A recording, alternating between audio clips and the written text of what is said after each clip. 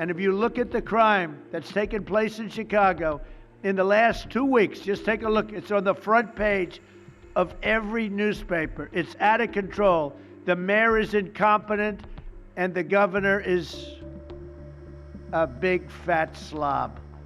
And I had a little bit of a Pritzker joke. I was going to talk about Pritzker and size, but when I talk about Pritzker, I get angry because he's not letting us do the job. So I'm not going to tell my Pritzker joke. They have a very cute little joke, you know. Some speechwriter wrote some joke about his weight, but I would never want to talk about his weight. I don't talk about people being fat. I refuse to talk about the fact that he's a fat slob. I don't mention it. The turkeys being pardoned today go by the names of Gobble and Waddle. When I first saw their pictures, I thought we should send them, well, I shouldn't say this. I was going to call them Chuck and Nancy. But then I realized I wouldn't be pardoning them. I would never pardon those two people. I wouldn't pardon them. I wouldn't care what Melania told me. Darling, I think it would be a nice thing to do. I won't do it, darling. The turkeys being pardoned today go by the names of Gobble and Waddle. When I first saw their pictures, I thought we should send them, well, I shouldn't say this. I was going to call them Chuck and Nancy. But then I realized I wouldn't be pardoning them. I would never pardon those two people. I wouldn't pardon them. I wouldn't care what Melania told me. Darling, I think it would be a nice thing to do. I won't do it, darling. These are two of the largest turkeys ever presented to an American president, over 50 pounds each. It's the largest we've ever had. And those are big turkeys. Are they as good as the normal-sized turkey? Better or as good? Do they tend to be a little fatty, maybe? No, he said no. He knows the turkey business. Anyway, despite their size, Secretary Kennedy has formally certified that these are the first ever Maha turkeys. I don't know if I agree with that. These are Maha. In other words, they could be fat, but they're still Maha. They've been fattened on a steady diet of grass, beef, to allow the smoothies and all of the other things that they've been eating for this occasion. This was a really big occasion, but they've eaten every fattening food that you can eat. We wanted to really make them special, and they really are. They're like record-setting. I've never seen a turkey that big before. Are they violent at all? Will they attack as I walk over? Because if they were, I'll stay right up here. But as you know, we're a tough-on-crime administration. We are tough on crime. You know, our border had 0 people coming in for the last 7 months, right? 0. I mean, even I find that hard to believe. They had millions and millions of people pour into our border from prisons, from mental institutions, gang members, drug dealers.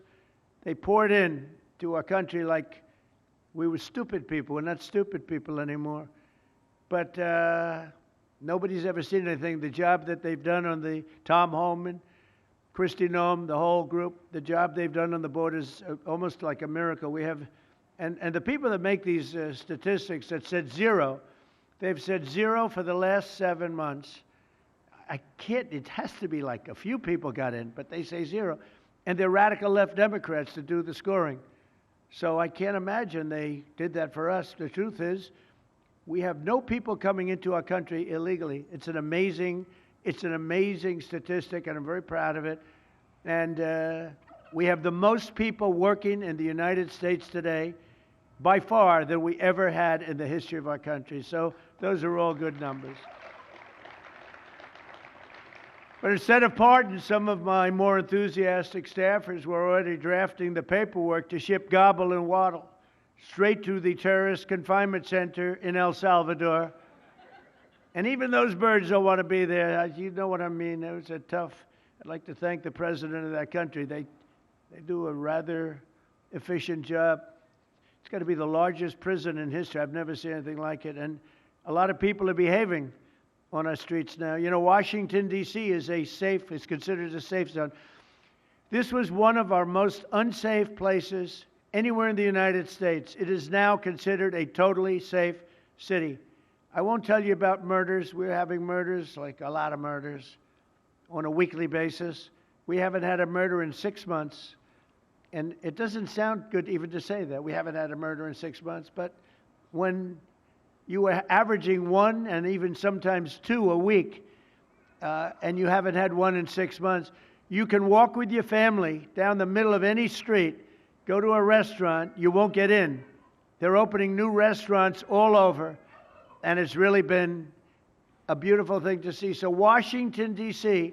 is now a totally safe city, and a year ago it was a criminal mess.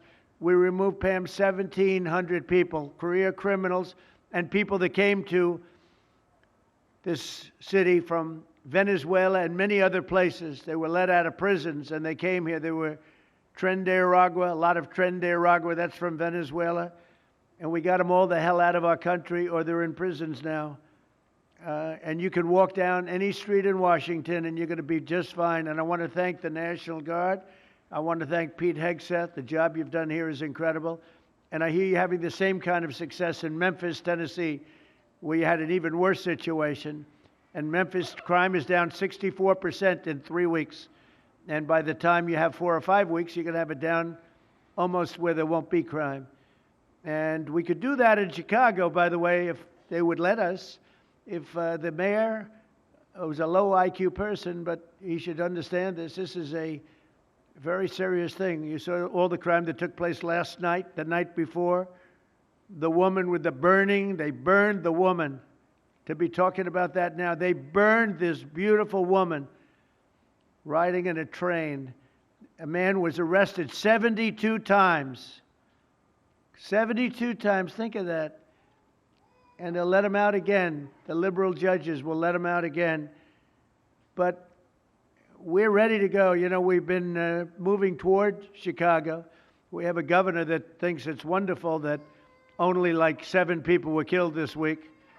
But we are moving toward doing it, and we're going to, if crime gets, it's horrible what's happening in Chicago.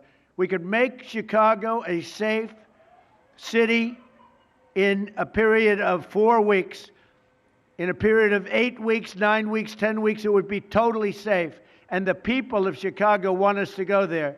And if you look at the crime that's taken place in Chicago in the last 2 weeks, just take a look. It's on the front page of every newspaper. It's out of control. The mayor is incompetent, and the governor is a big fat slob.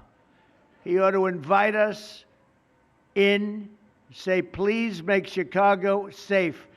We're going to lose a great city if we don't do it quickly. Make Chicago. We'll do the same thing as we did in D.C., the same thing as we did everywhere we've gone.